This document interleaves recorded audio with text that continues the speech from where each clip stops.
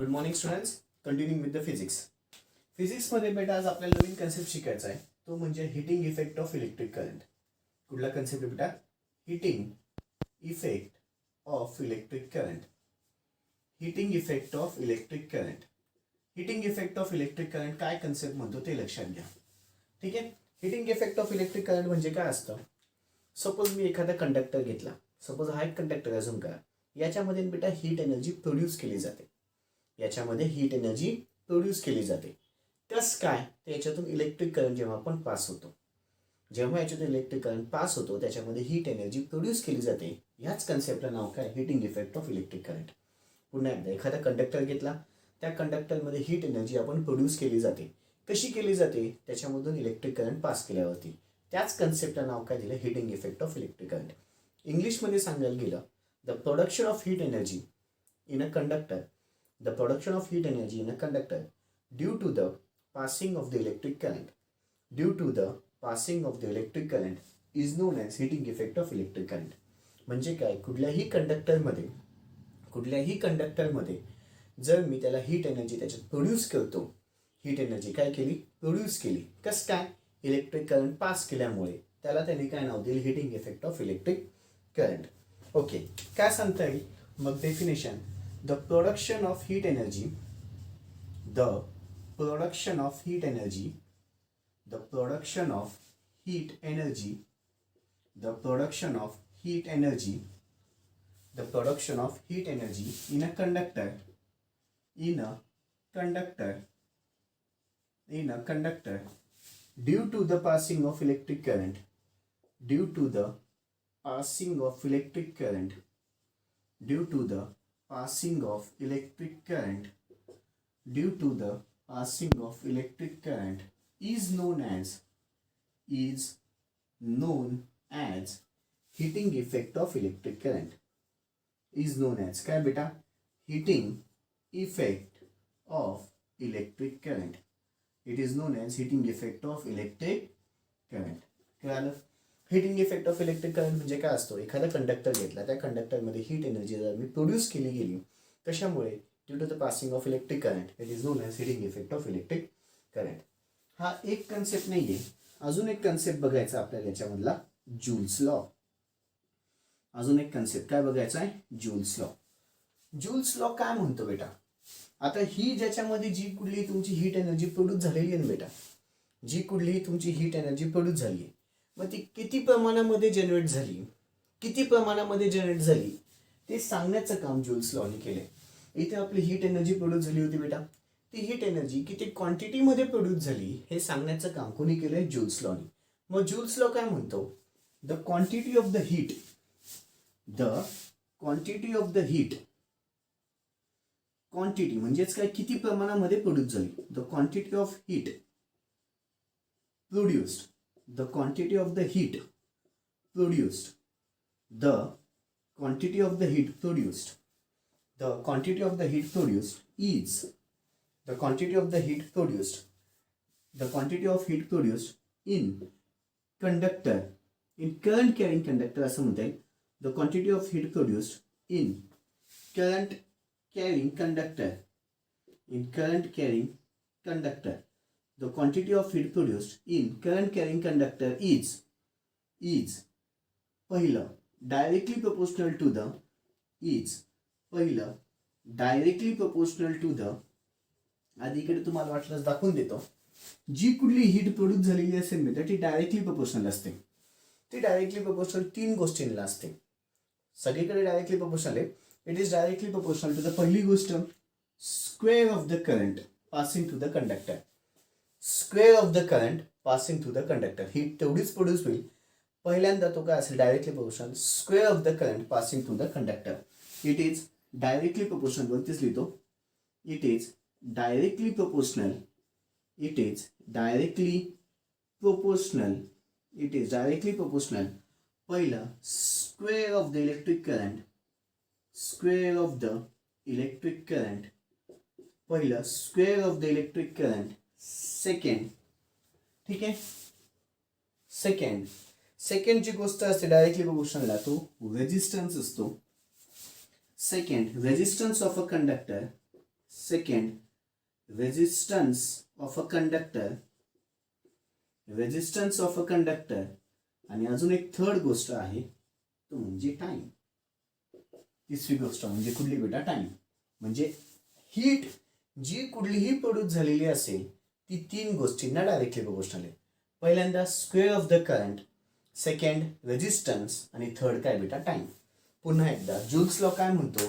The quantity of heat produced in the current carrying conductor, the quantity of the heat produced current carrying कंडक्टरमध्ये heat तेवढ्याच प्रमाणामध्ये generate होईल, तेवढ्याच क्वांटिटीमध्ये generate होईल जी की डायरेक्टली प्रोपोर्शनल असेल तीन गोष्टींना.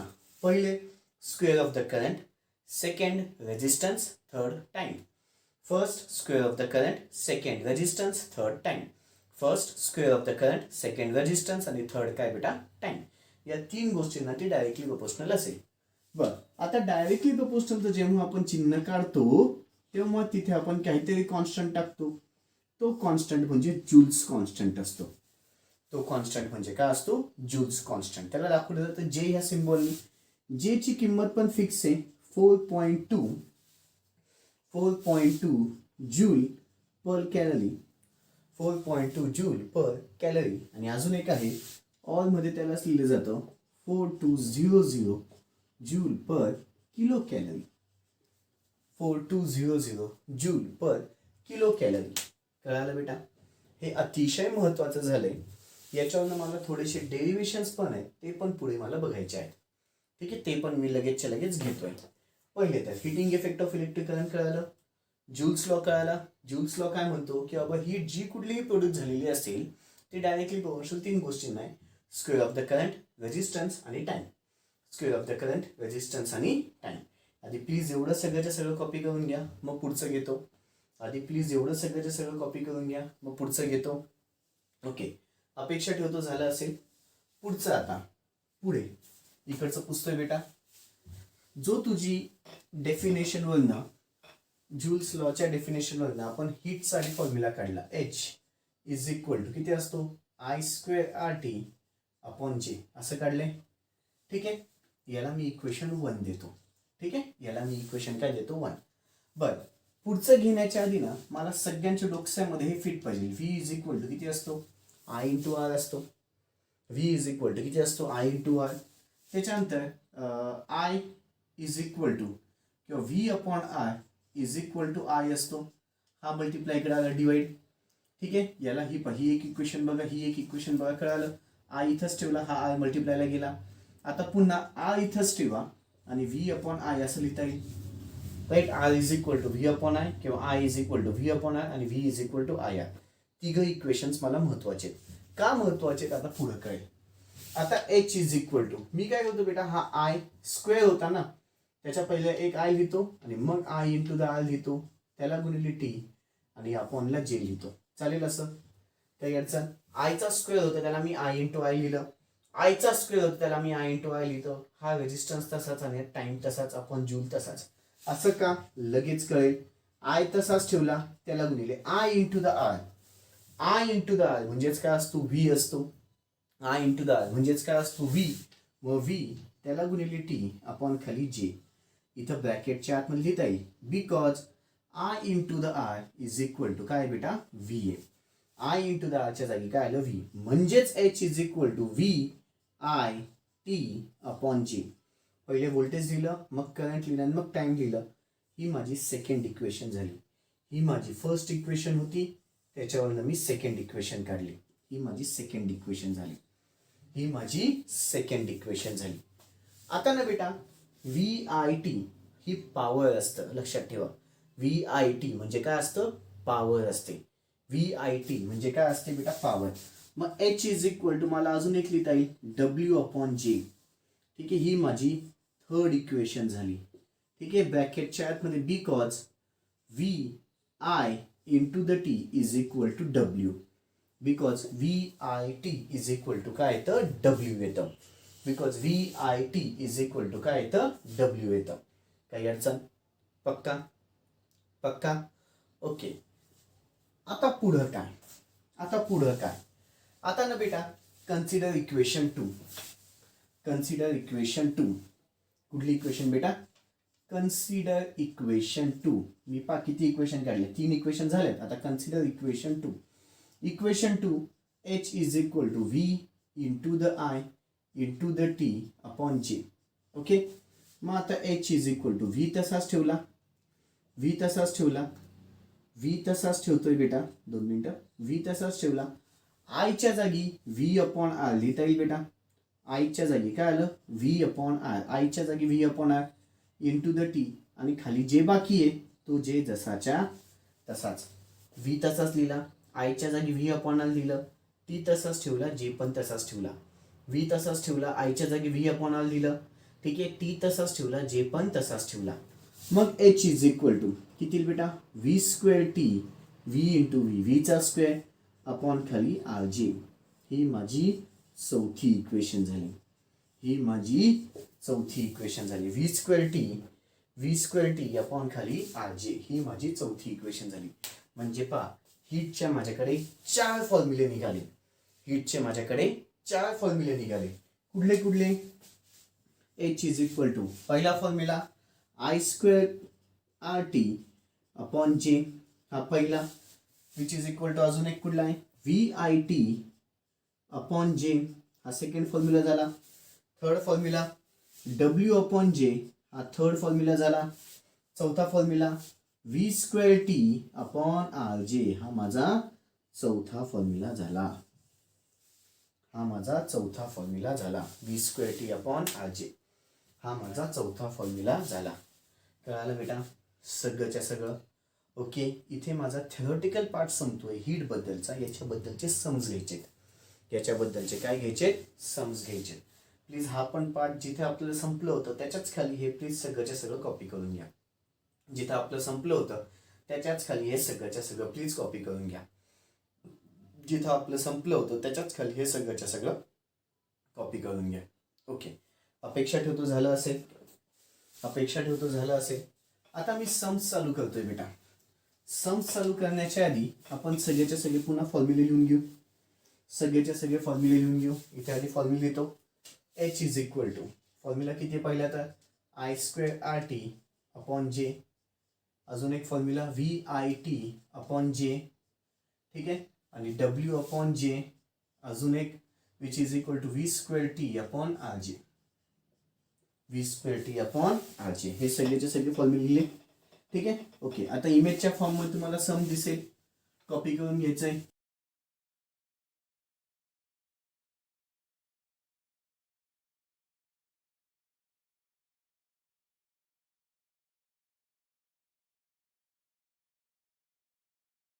इमेजच्या फॉर्ममध्ये सम दिसेल, कॉपी करून घ्यायचंय. अपेक्षा ठेवतो झालं असेल. काय म्हणतोय बेटा? Find the heat generated. Heat generated काढायचंय in calories if a current of, current म्हणजे आय ची किंमत दिली आहे 1 ampere, is pass through a coil of resistance. रेजिस्टन्सची किंमत 836 ओहम दिलेली आहे. फॉर 1 मिनिट, टाइमची किंमत किती बेटा? 1 मिनिट. व 1 minute which is equal to 1 into the 60 which is equal to किती आलं बेटा? 60 सेकंड्स. ओके, जे ची पण किंमत देतोय तो किती म्हणतोय तो? 4.18 joule per calorie. 4.18 joule per calorie. 4.18 joule per calorie. Okay, मग माझ्याकडे हीटचा फॉर्म्युला आहे. Heat is equal to I square R T upon J आहे. I square R T I आहे, रेजिस्टन्स पण आहे, टाइम पण आहे, जे पण आहे. मग आय ची किंमत किती आहे? 1 चा square into the resistance 836 into the 60 my mistake 60, ठीक आहे. त्याला डिवायडेड बाय जे 4.18. ओके, 1 चा स्क्वेअर 1च इंटू 836 इंटू द 60 एका ब्रॅकेटमध्ये जाऊ द्या, त्याला डिवायडेड बाय 4.18 खालच्या ब्रॅकेटमध्ये घ्या. हीटची किंमत भेटेल. कॅल्क्युलेशन्स करा. वरचं एका ब्रॅकेटमध्ये आणि खालचं एका ब्रॅकेटमध्ये. वरचं एका ब्रॅकेटमध्ये आणि खालचं एका ब्रॅकेटमध्ये किती आहे बेटा? 1 इंटू द 836 इंटू द 60 त्याला डिवायडेड बाय खालच्या ब्रॅकेटमध्ये 4.18 किती आलं बेटा? 12,000. हीट 12,000. ओके, हीटचं युनिट. हीट कशामध्ये असतं बेटा? कॅलरीजमध्ये. लक्षात ठेवा, हीटचं युनिट काय असतं? कॅलरीमध्ये. आधी सांगायचं राहिलं, हीटचं युनिट कशात येतं? कॅलरीमध्ये. हीटचं युनिट कशात येतं बेटा, कॅलरीमध्ये. चलो व्हिडिओ पॉज करा, गणित लिहून घ्या. व्हिडिओ पॉज करा, गणित लिहून घ्या. व्हिडिओ पॉज करा, सगळंच्या सगळं सम लिहून घ्या. ओके ओके चलो आता सेकंड सम घ्यायचं बेटा. सेकंड सम पुन्हा तुम्हाला इमेजच्या फॉर्म मध्ये दिसून येईल, कॉपी करून घ्यायचंय.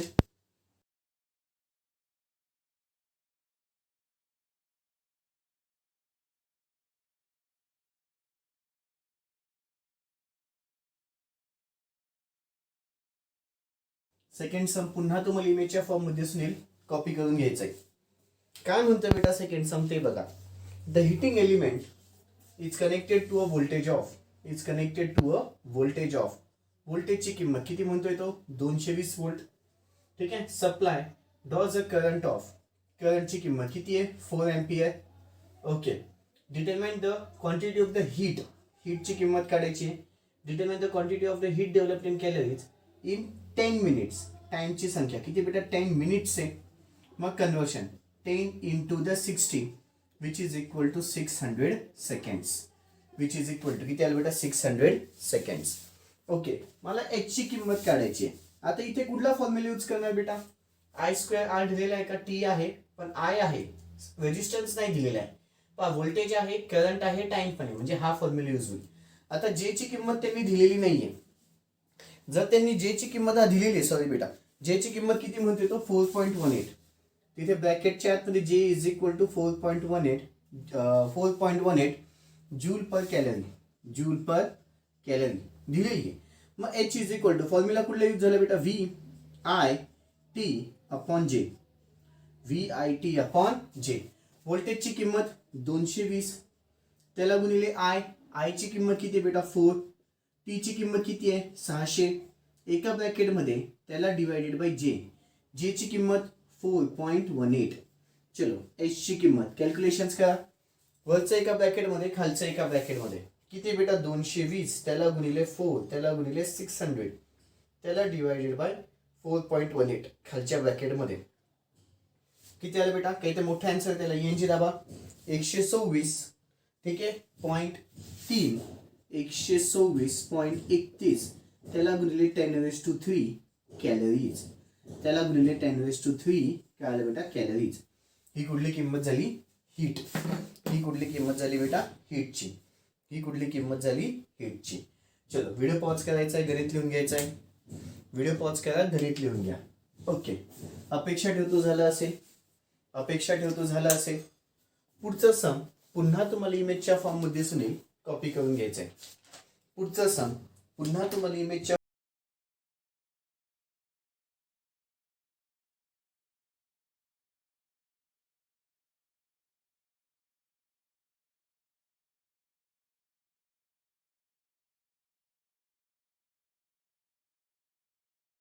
फॉर्म मध्ये दिसून येईल, कॉपी करून घ्यायचंय. ओके. काय म्हणतोय बेटा पुढचा सम ते बघा. काय दिलेले त्यांनी, काय म्हणतोय तो, find the time required, find the time required in minutes. कशामध्ये काढायचंय, मिनिटामध्ये काढायचंय, सेकंड्स मध्ये नाही काढायचंय. हा, सेकंड्स मध्ये नाही म्हणत येतो, मिनिटामध्ये काढ असं म्हणतोय. ठीक आहे. कधी, टू प्रोड्यूस 2400 कॅलरीज. कॅलरी म्हणजे हीटची किंमत आहे, 2400 कॅलरीज. 2400 कॅलरीज म्हणजे हीटची किंमत दिलेली आहे. Of heat when a current of, करंटची किंमत किती म्हणतोय तर 2 ampere flows through a resistance of 4.18 ohm. ठीक आहे. जूलची पण किंमत दिली आहे 4.18 joule per calorie, joule per calorie. Okay. मला टाइम काढायचा पण मिनिटामध्ये. आधी टाइम काढून घ्या, तो सेकंड्स मध्ये निघेल, त्याला भागिले 60 करा म्हणजे तुम्हाला मिनिटामध्ये भेटेल. जर मिनिटाचं सेकंड्स मध्ये कन्वर्ट करताना आपण इंटू 60 घेतो, तर सेकंड्सचं मिनिट मध्ये कन्वर्ट करताना डिवायडेड बाय 60 होईल बेटा. ठीक आहे. ओके. पहिले तर आपण टाइम काढून घेऊ सेकंड्स मध्ये. फॉर्म्युला कुठला यूज कराल, साहजिक पहिला I इज इक्वल टू कुठला, I square R into T upon J. मला काढायची T ची किंमत, मग H गुणिले J which is equal to I स्क्वेअर इंटू द RT. बरं, आता हा 2 मल्टिप्लाय इकडे आला डिवाइड, H गुणिले J अपॉन खाली I चा स्क्वेअर गुणिले R which is equal to T. म्हणजेच T इज इक्वल टू, पुन्हा लिहून घेतो, म्हणजेच T is equal to H गुणिले जे किंवा एच जे अपॉन खाली आयचा स्क्वेअर गुणिले आय, आयचा स्क्वेअर गुणिले आय. ओके, आता एचची किंमत किती आहे 2400, त्याला गुणिले जे ची किंमत किती आहे 4.18, त्याला डिवायडेड बाय वरचं एका ब्रॅकेटमध्ये आणि खालचं आयचा स्क्वेअर म्हणजे दोनाचा स्क्वेअर, त्याला गुणिले रेजिस्टन्सची किंमत पुन्हा किती आहे 4.18. चलो मग इथे पुन्हा 2400 त्याला गुणिले 4.18, त्याला डिवायडेड बाय खाली 2 चा स्क्वेअर म्हणजे 4 इंटू 4.18. चलो वरचं एका ब्रॅकेटमध्ये आणि खालचं एका ब्रॅकेटमध्ये कॅल्क्युलेशन्स करा. 2400 त्याला गुणिले 4.18 ब्रॅकेट कम्प्लीट, त्याला डिवायडेड बाय खालच्या ब्रॅकेटमध्ये 4 इंटू द 4.18 ब्रॅकेट कम्प्लीट, किती आलं 600. 600 काय झालं बेटा हे सेकंड्समध्ये, पण तो स्पष्टपणे म्हणतोय टाइम कशात काढ मिनिटामध्ये. मग मला माहिती आहे 1 मिनिट इज इक्वल टू किती सेकंड बेटा 60 सेकंड्स. मग टाइम इज इक्वल टू 600 त्याला भागिले 16 इज इक्वल टू किती आलं बेटा 10 minutes which is equal to किती आलं 10 minutes which is equal to किती आलं बेटा 10 मिनिट्स. 6 1 जा 6, 6 1 जा 6 आणि हे 0 म्हणजे किती आलं बेटा 10 minutes which is equal to किती आलं 10 मिनिट्स. हा झाला माझा टाइम, हा काय झाला टाइम, पण कशामध्ये मिनिटामध्ये. कशामध्ये बच्चा लोक मिनिटांमध्ये. चलो व्हिडिओ पॉज करायचा आहे, गणित लिहून घ्यायचं आहे. व्हिडिओ पॉज करायचा आहे, गणित लिहून घ्यायचं आहे. ओके, अपेक्षा ठेवतो झालं असेल, अपेक्षा ठेवतो झालं असेल. पुढचा सम पुन्हा तुम्हाला इमेजच्या फॉर्ममध्ये दिसून येईल, कॉपी करून घ्यायचं आहे. पुढचा सम पुन्हा तुम्हाला इमेजच्या फॉर्ममध्ये दिसून येईल, कॉपी करून घ्या.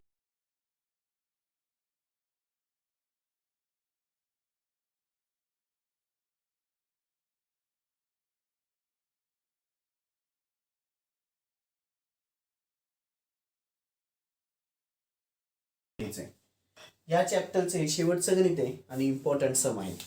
शेवटचं गणित आणि इम्पॉर्टंट सम आहे. काय म्हणतोय 2 फिलामेंट्स, ठीक आहे, ऑफ इक्वल रेजिस्टन्सेस. रेजिस्टन्स इक्वल आहे, 2 आहेत म्हणजे 2 रेजिस्टन्स येणार, पण दोघं R1 is equal to R2 is equal to RA are connected in parallel.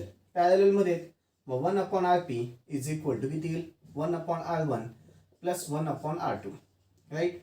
मग पुन्हा 1/RP is equal to 1/R येणार प्लस 1/R येणार. का R1 is equal to R2 is equal to RA, right. मग पुन्हा 1/RP इज इक्वल टू लसावी किती येणार बेटा Rच 1 प्लस 1 किती आलं 2 म्हणजे 1/RP is equal to 2/R.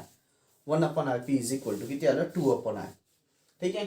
If the supply voltage, supply व्होल्टेजची किंमत किती म्हणतोय तो 150 व्होल्ट. फाईन. पुढे and total current to the circuit, total करंटची किंमत किती म्हणतोय तो 2 एम्पियर, ठीक आहे. Find the resistance in each element, find the resistance in each element. Also find the heat produce, heat produce पण सांगायची आहे. कधी जेव्हा टाइमची किंमत किती आहे बेटा 5 मिनिट्स आहे, 5 minutes which is equal to 5 into the 60 which is equal to किती आलं 300 सेकंड्स, ठीक आहे. आणि जे ची किंमत 4.2 म्हणतोय 4.2 joule per calorie, 4.2 joule per calorie. अच्छा, आता ना बेटा रेजिस्टन्स इज इक्वल टू सगळ्यांना माहिती आहे V/R असतं. Sorry, I is equal to resistance किंवा resistance is equal to voltage upon current येतं, माहिती आहे बेटा. जसं V is equal to IR असतं, मग रेजिस्टन्स हा मल्टिप्लाय केला divide, resistance is equal to किती येईल V/I. बरं, आता इथे ना फुल कॉन्सन्ट्रेशन द्या. ॲज माझ्याकडे ऑलरेडी एक इक्वेशन आहे 1/RP is equal to 2/I आहे बेटा. 1/RP इज इक्वल टू किती आहे 2/I. टोटल रेजिस्टन्स हा याला मी उलट केलं, RP इज इक्वल टू किती येईल R/2 येईल, राईट. याला उलट केलं तर इकडचं पण उलट होतं.